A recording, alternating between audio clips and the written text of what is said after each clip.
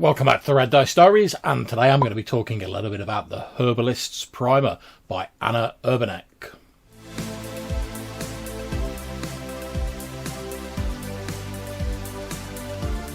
Okay, so I know in a recent episode I said that I was going to start talking about some of my non-gaming inspirations, but come on, I love my gaming books so much, I've got to ease myself into it a little bit. So I thought the Herbalist Primer, as well as being one of my favourite books for use in my game of recent times, is a good mix of that, because while there's a lot of non-game inspiration in it, it's very much created from the point of view that it's going to be gamers who are going to be using this information. And as I'm sure you've guessed from the cover that you can see there, this is a book about botany and plants and stuff like that.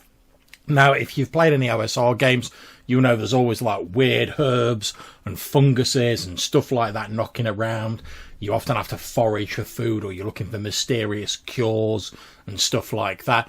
And I personally find it really useful to be able to draw on real life inspiration for that. Don't get me wrong, I've got some very good fictional books on that, like Fungi of the Far Realms, which is great.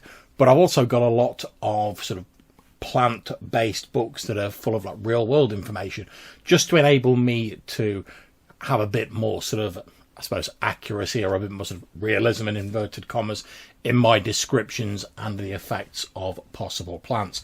Now, I'm not going to be doing a full review of this as such. I'm just going to be doing a quick flick through and talking about while I find it useful in games. So, on we go. We've got the opening page there. And we have the author's note, where they're talking about how this book sort of got kick-started during the midst of the pandemic, and they go at lengths during the book to basically say, look, I'm not a botanist, I've done a lot of research, but don't use this as a guide for real-world foraging. It's intended primarily as a gaming product. So I feel it's a little bit unfortunate that you have to say things like that nowadays, so I would hope anyone with an ounce of common sense would realise that, but I can understand why the author wants to sort of double down on that effectively.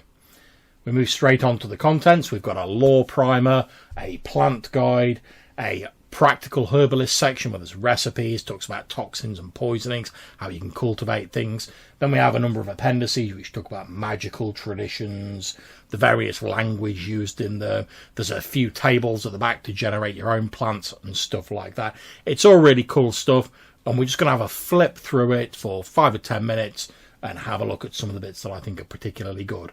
One thing I do like is, as you can see on the right-hand side of this page, there is some absolutely beautiful artwork in there, and each plant gets a lovely, almost sort of like watercolour, old-school style drawing or picture. And when I say old school, I don't necessarily mean old school so much as in roleplay, but old school as in like the old school, like botany books, like the Reader's Digest books, gardening books and stuff like that. And I've got to admit, I'm a sucker for something like that, and it really sold me on the book. So we get an introduction there going into what the book does. It's basically saying that this is an in-character artifact, potentially, where within the fiction of the book, an unnamed organisation is advising a beginning herbalist on how to start a career in the field. Doesn't assume you have any knowledge about it to start with, and it takes you through that. And I think that's a very good decision, rather than expecting people to come in with like a load of knowledge sort of preloaded into their minds. Gradually bring them in, but still keeping an eye on focusing on what's going to be useful in games. We get a lovely lore primer where it talks about the basic sort of terminology when it comes to botany, which is handy because if you're not really into it, and I mean, I'm not, my main interest in it is, you know, planting the odd couple of herbs in my garden, such as it is after these storms we've had here. Looks more like a waste ground at the moment, to be honest, with smashed bits of fences everywhere. But you don't want to hear about my gardening woes. But it's useful to be able to know these terms, since they're going to be used a lot later on in the book, and I like the fact that it's set out straight away rather than you having to constantly flick back and forwards and look for things. So we get the basics of botany, where it breaks down the taxonomic system, a scientific system of naming, defining and classifying groups of biological organisms, all the way from life down to domains, kingdoms, phylums, classes, orders, families, genus, species and cultivars. We get a note on how plants reproduce, how they respire, how they use light, stuff like that. We get some of the common characteristics of plants listed, a little bit of talk on habitat, and also a description of how various different plants have various different root systems. Now, you might not need all of this information every session in your game. You probably won't, to be honest, but it's nice every now and again just to throw a bit of a flavourful description in when you say to the characters, oh, I've rolled randomly, you've come across a strange herb, and they'll be like, oh, what does it look like? You can like flip to one of the double page spreads in this book, quickly find something that's suitable for the habitat and say, oh yeah, you found this plant here, this is what it looks like, this is what it smells like, etc.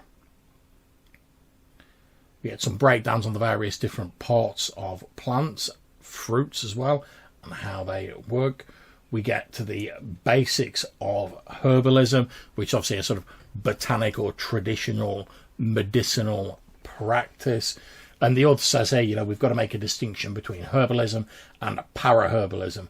Parascientific practices of using unrefined plants or animal extracts as unproven medicines or health-promoting agents. So even here, we're getting a distinction between, oh, there's provable effects of this plant doing X, but there's also superstitions about this plant doing Y, which maybe haven't been proved, but obviously you could lean into in your game if you wanted to.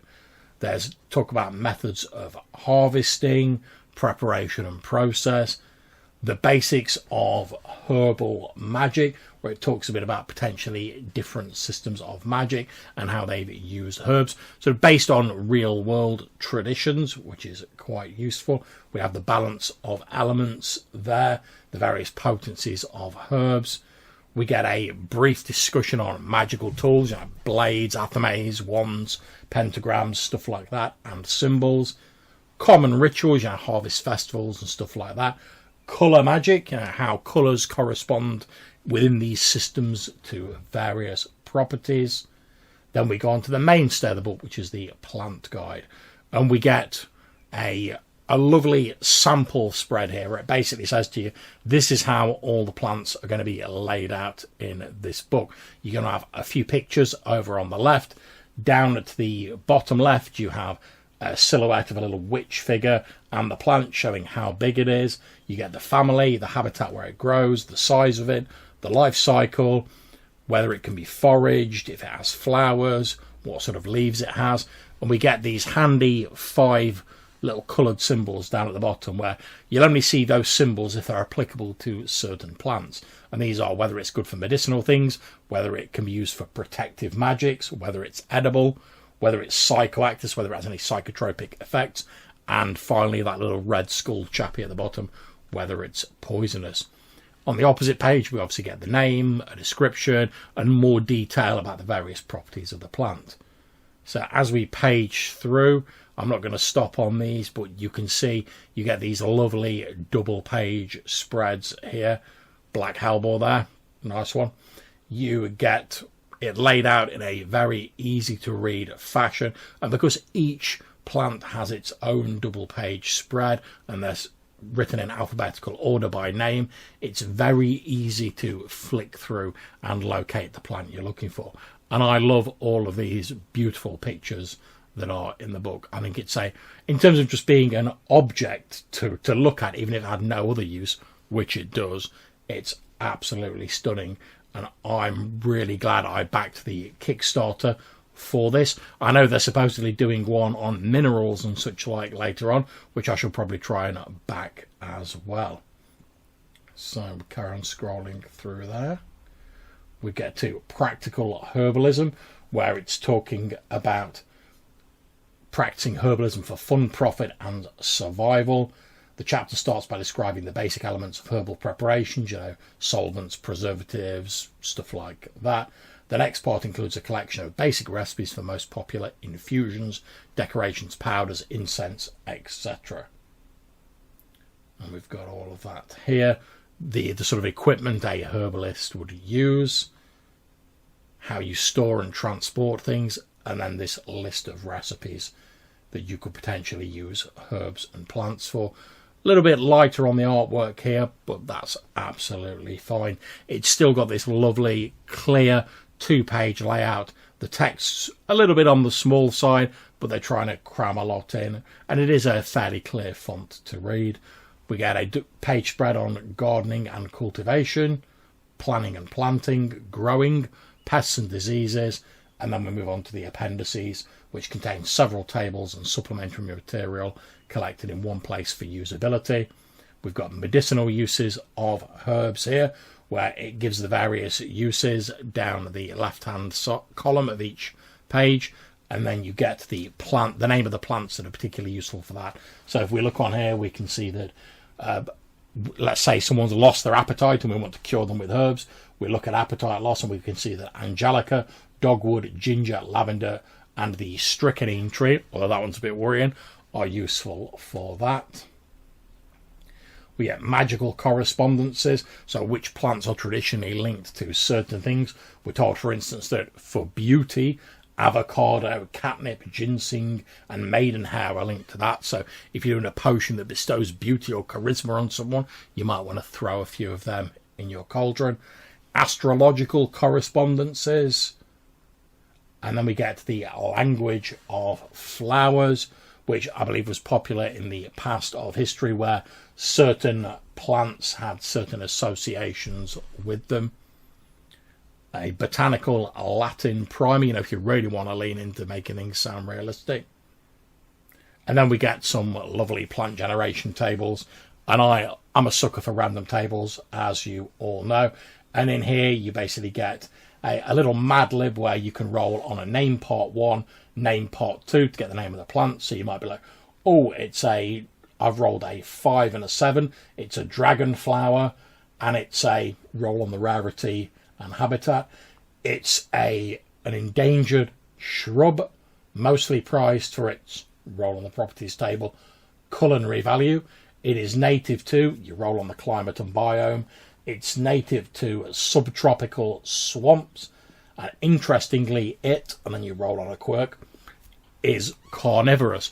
And just with 1, 2, 3, 4, 5, 6, 7, 8 rolls there, you've got an entirely new plant generated, or at least the very basics of it. And there's more random tables if you want to lean into more detail. We get some lovely adventure seeds here, which are nice here, all based around plants, obviously. And then we get some references. Again, lovely artwork there, reproduced from earlier in the book. And finally, we have a plant location guide. And I found this really useful when I've wanted to use such plants in my games, where it basically tells you whether it grows in cold, temperate, or warm climates, and whether it grows on coasts, deserts, forests, freshwater gardens and plantations. So you can very quickly look through these tables and find what plants grow in the biome and the climate of wherever your party happen to be in your campaign world. And I found this really useful. Then at the end, we get some smaller reproductions of the artwork that was throughout the rest of the book, the pictures of the individual plants with page references, which is great. And finally, we have a comprehensive index. Then we have the back cover, where you can see that this has been released in partnership with Exalted Funeral. So, as I've said, I think the Herbalist Primer is a great resource for an RPG. Granted, if you don't really get into like herbs and stuff like that, then you're probably not going to get as much use out of it. But, I mean, you really have to sort of lean into that to get the maximum use out of this book. But if you like players discovering random plants, or, I mean, I'd even be tempted to say that if you wanted to come up with an alternate magic system that really leaned into like herbs and material components, this book would be an amazing resource for that. And it's an idea that I've sort of toyed with a bit, but I haven't had enough time to devote to it. But either way, I found it a really interesting read. It's a beautiful book. I don't know if it's fully available to order yet, for general purchasing. I backed the Kickstarter for it. I'm currently waiting on my hard copy. Obviously, you know, paper problems, printing and stuff like that's a bit mad at the minute. But they've sent out the PDFs and they've recently updated the PDF bundle. And I've really thoroughly enjoyed reading that. I'll put some links down for it if I can find them in the description of this episode. But if you're interested in plants or botany, or you want to give like just a little bit of extra sort of verisimilitude to your plant descriptions, you want to make it seem a bit more sort of real worldy, then highly recommend having a look at this book. I found it a really useful resource and do not regret backing the Kickstarter for a moment. And I'm looking forward to their minerals one they do in future. So, hope you've enjoyed this episode. If you have, please like, share, subscribe, and all that stuff people ask you to do. If you'd like to express your opinion on the Herbalist's primer, use of herbs in game, use of plants in game, or anything else we've talked about recently, or maybe you just want a bit of a natter, then you can get in touch with us. We may feature your call in a future episode. We're currently putting out the voicemail episodes only on the podcast, not on the YouTube channel, but if there's demand for it, we might do that in future. So if you want to see that, let us know.